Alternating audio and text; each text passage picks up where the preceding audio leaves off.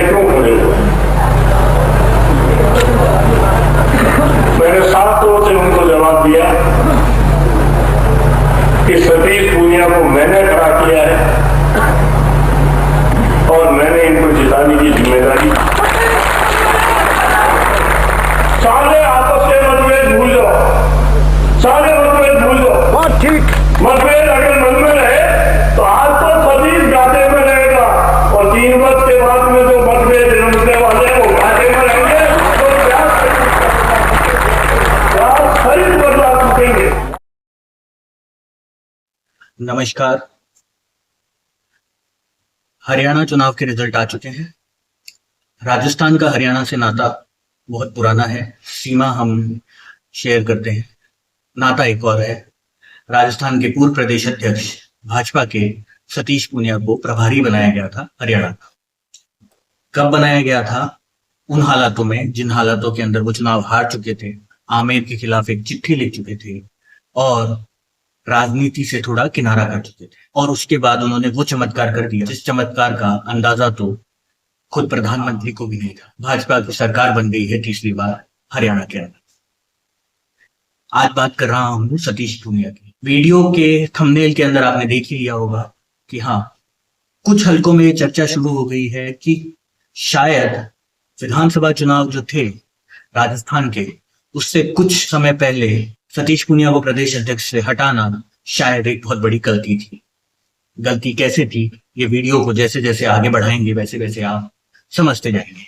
पहले सतीश पूनिया की जीवन के बारे में थोड़ा सा समझ लेते हैं। मैं उनके बारे में क्या कहूं, तो वीडियो के अंदर भैरव सिंह शेखावत ने खुद उनके बारे में कह दिया है। मैं सिर्फ अब उनकी बात को आगे बढ़ाना चाहता हूं। सतीश पूनिया माने संघर्ष। संघर्ष इसलिए क्योंकि एक आम परिवार से आना और फिर एक चुनाव लड़ना और चुनाव हार जाना, चुनाव हारने के बाद में बहुत लंबे अरसे तक काम करना, पार्टी संगठन महामंत्री तक का पद दे देती है तो किसी दिन प्रवक्ता बना देती है।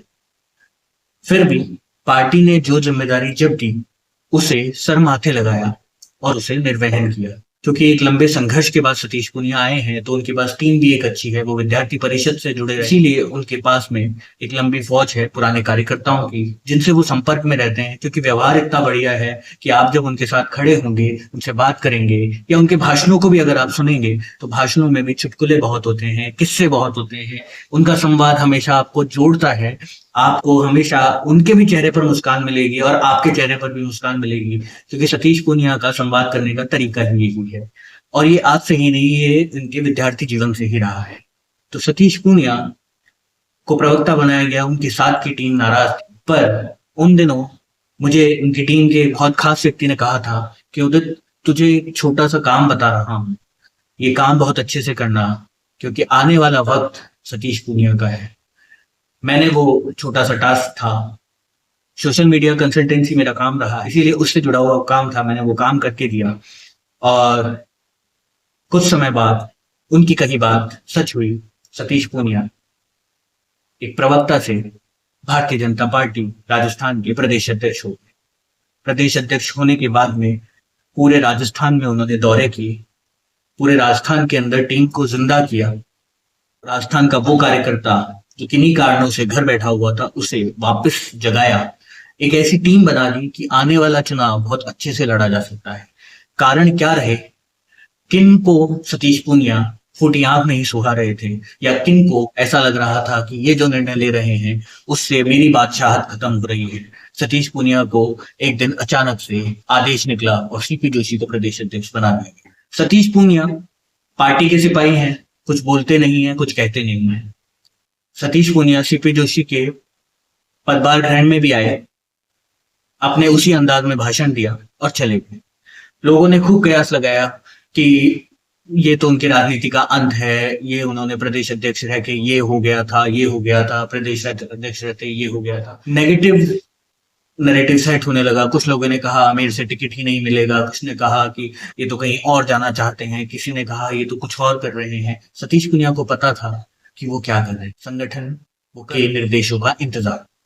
संगठन ने निर्देश दिया कि विधानसभा चुनाव है, जाइए आमिर से चुनाव लड़िए। आमिर से चुनाव, राजनीतिक समीकरण इस बार ऐसे थे, चोमू और आमिर की सीट हमेशा एक इक्वेशन में लड़ी जाती है। शायद वो इक्वेशन इस बार सही नहीं बैठी और शायद राजयोग उल्टा चलता है सतीश पूनिया के साथ में। तो वो राज में तब थे जब राज में सरकार नहीं थी, तो वो राज में तब नहीं रह पाए जब राज में सरकार है। चुनाव हारे, चुनाव हारते ही उन्होंने आमिर के नाम एक खुला पत्र लिखा। खुला पत्र ऐसा कि उनके साथ संघर्ष किए लोगों के आंखों में से आंसू निकल आए, क्योंकि उनके नेता को थोड़ा सा मायूस हो गया था, क्योंकि उसने इतने साल मेहनत करी आमिर के लिए और जब नतीजा आया तो उसे लगा था कि आमिर की जनता उस विकास और उस यात्रा का साथ देगी, ना कि किसी जातिवाद का साथ देगी। पर ठीक है, वो हुआ। खत के बाद ऐसा लगने लगा कि सतीश पूनिया राजनीति से किनारा सा करने लगे, कम दिखने लगे, कम जाने आने लगे, या नहीं भी कर रहे तो लोगों को आभास ऐसा होने लगा। सतीश पूनिया बीती हुई सी बात लगने लगी थी और अचानक से एक आदेश फिर निकला, सतीश पूनिया को हरियाणा का प्रभारी लगाया। राजनीतिक विश्लेषकों की माने तो जैसे ही वो कागज आया तो लोगों ने ये माना कि ठीक है, ठंडे बस्ते में है तो थोड़े दिन हरियाणा घूम आएंगे। वो शायद सतीश पूनिया की तासीर से वाकिफ नहीं थे। सतीश पूनिया संगठन के व्यक्ति हैं। ऐसे संगठन के ऐसे सिपाहियों को कोई जिम्मेदारी दी जाती है तो वो सिर्फ उसका निर्वहन घूमने के लिए नहीं करते, वो उसको प्रूव करने के लिए करते हैं। और हाँ, सतीश पूनिया ने ये प्रूव कर दिखाया। चीज का अंदाजा किसी को नहीं था। बड़े बड़े एग्जिट पोल फेल हो गए, बड़े बड़े राजनीतिक पंडितों को अपनी वाणियां बदलनी पड़ी। हरियाणा में भाजपा की सरकार बनी और ताज तो बहुतों के सिर सस्ता है। राजस्थान की तरफ से ये ताज सतीश पूनिया के सर सजा। मैं जिस मलाल की बात कर रहा हूं कि भाजपा को ये मलाल हुआ, वो मलाल इसलिए कि एक टीम तैयार थी, नीचे से लेकर संगठन पूरा तैयार था। सतीश पूनिया ने उस संगठन को तैयार किया था। सीपी जोशी को वो ट्रांसफर हुआ था। सीपी जोशी संगठन को समझ पाते उससे पहले चुनाव बिल्कुल सामने आके खड़े। वो वक्त ऐसा था कि सतीश पूनिया अगर प्रदेश अध्यक्ष होते तो वो चीजों को और आगे लेकर भाजपा जितनी सीटों पर जीत कर आई है उससे ज्यादा सीटों पर जीत कर आती। भाजपा जिन सीटों पर हारी है उन सीटों पर भी जीत कर आती, क्योंकि सतीश पूनिया ने पैरेलल उम्मीदवार भी खड़े किए थे। जिन लोगों से भय था कि वो पार्टी का नुकसान कर सकते हैं, उन्होंने वहां पर नई पौध को भी रोपा था जो वृक्ष बन चुके थे। पर निर्णय हुआ, आलाकमान का निर्णय था, उन्होंने तो सर माथे किया। मलाल अब इसलिए भी हो रहा है कि जब हम खाली विधानसभा सीटों की नहीं, मैं लोकसभा चुनाव में सतीश पूनिया की कमी इसलिए भी महसूस करता हूं कि जाट बाहुल्य क्षेत्रों में भारतीय जनता पार्टी को मुंह की खानी है, चाहे फिर वो सीकर हो, चाहे फिर वो चूरू की सीट हो, क्या शेखावाटी का पेट। यहां पर भाजपा के उम्मीदवार हारे। हरियाणा की जब बात करते हैं तो जाट बेल्ट है, जाटलैंड है, वहां पर जाकर सतीश पूनिया काम कर अगर रिजल्ट दे सकते हैं, तो अगर वो यहाँ पर एज प्रदेश अध्यक्ष रहते तो क्या पता नतीजे अलग होते। भाजपा जिन कम सीटों पर सिमटी है, शायद वो फिगर दूसरा होता, क्या पता 25 में 25 भी हो जाता। कयास है, लगा सकते हैं, पर ये कयास बहुत जोरों से राजधानी के अंदर चल रहे हैं। बातें बहुत ज्यादा चल रही हैं, अफवाहें नहीं कहूंगा, चर्चाएं बहुत चल रही हैं कि सतीश पूनिया को शायद अपनी कला दिखाने का पूरा मौका पार्टी ने नहीं दिया। ये सतीश पूनिया के शब्द नहीं है, ये राजनीतिक विश्लेषकों के शब्द या मीडिया में जो नैरेटिव चल रहा है उसके शब्द हैं। क्योंकि बात तो जायज है कि हमारे घर का जुगनू किसी और के घर को जाके रोशन कराया और हमारे यहाँ अभी भी अंधेरा ही पड़ा है। तो ठीक है, भाजपा की सरकार हरियाणा में बन चुकी है। सतीश पूनिया पर जो नैरेटिव अभी मीडिया में चल रहा था मेरे कानों तक पहुंचा, तो मैंने सोचा कि वीडियो बनाकर आप तक भी बात पहुंचाई जाए।